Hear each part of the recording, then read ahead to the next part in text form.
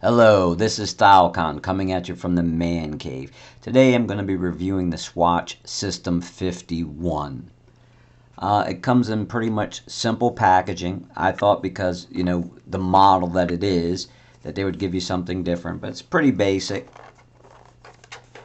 Just a cardboard sleeve, plastic housing for the watch. Does come with the instruction booklet. You do want to read that, but we'll get into that later on in the video. That just closes up. And we'll take a little look at the watch here. Now, it's completely plastic. Now, the strap is like a nice soft type plastic. Obviously, it has an exhibition case back so you can see the internal workings of it. Does have, just the standard hour, minute, second, and date display.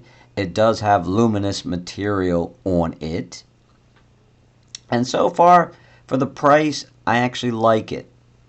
Now, what makes this watch special is that it only uses 51 parts. And typically, for a manufacturer like Automatic Movement, it uses twice that. It has 19 jewels.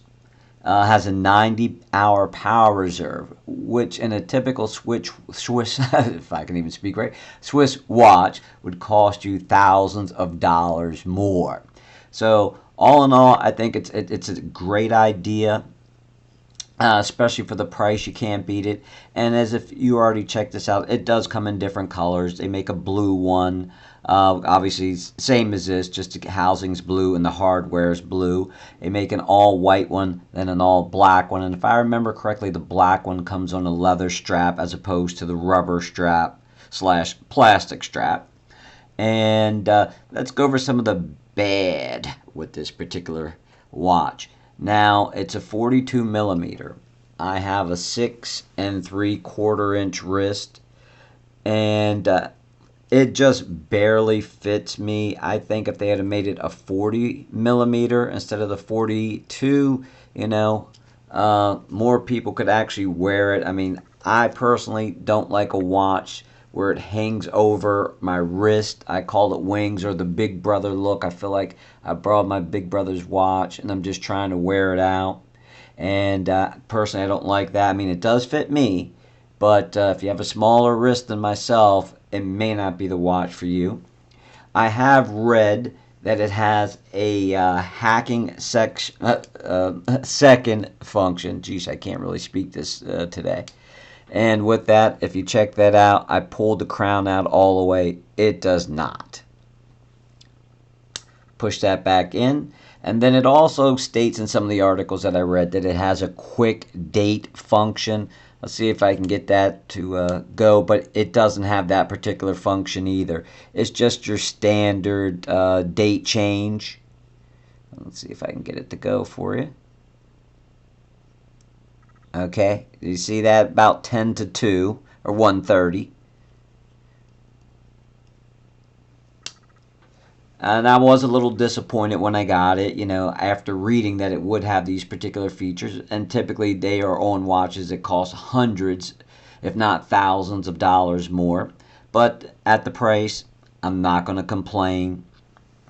And obviously the exhibition back. Does have a transparent rotor, which I like. And with that, let's get into the ugly of the watch. If you shake it up, I don't know if you can hear that. It's actually incredibly loud. Now, what I do like about it, it's free flowing. Obviously, it does have that 90-hour power reserve, which is great.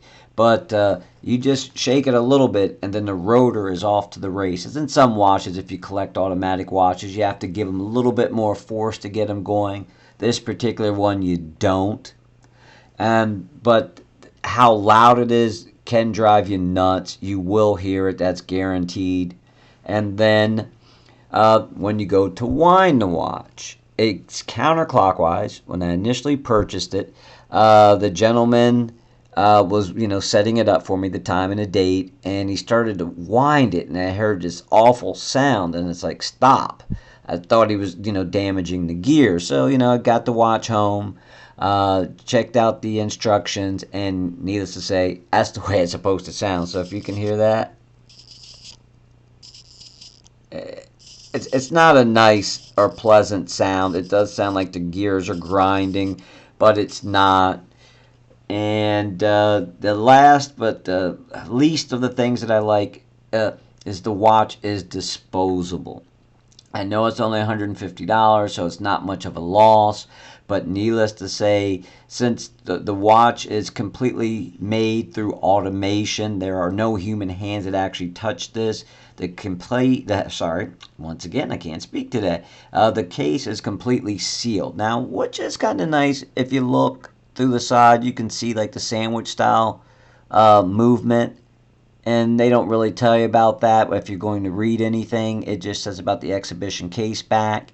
But I think that's actually kind of cool. But then it's a double-edged sword because, needless to say, the case can't be opened. Now, we were talking about the warranty earlier. It does come with a 2-year warranty. So if you do have a problem with it, you can send it in the Swatch. But what they're more likely going to do is just, discard the watch and send you a new one to replace it, which can be a little bummer. I mean, I would like to keep this watch forever. It's not going to be a daily driver, so I shouldn't have any problems with it. I only wear this maybe once, twice a month. But it would be nice to know that you could get it serviced if it ever needed servicing. But obviously the service rate would probably cost more than the watch itself if you did go ahead and do that. But to me, that is a big drawback. So if the watch does die on me later on down the road, I will not purchase another one like this. I'll probably just, stash it in the collection. But now if they come out with something like this, but maybe in a chronograph, I'll consider buying a second one. But all in all, this will be the last one. Once again, this is StyleCon. Thank you for taking the time out of your day to watch my video. If you have any questions or comments, please leave them down below. And if you do like the video, please give it a thumbs up. And once again, thank you for taking the time out in your day to watch the video.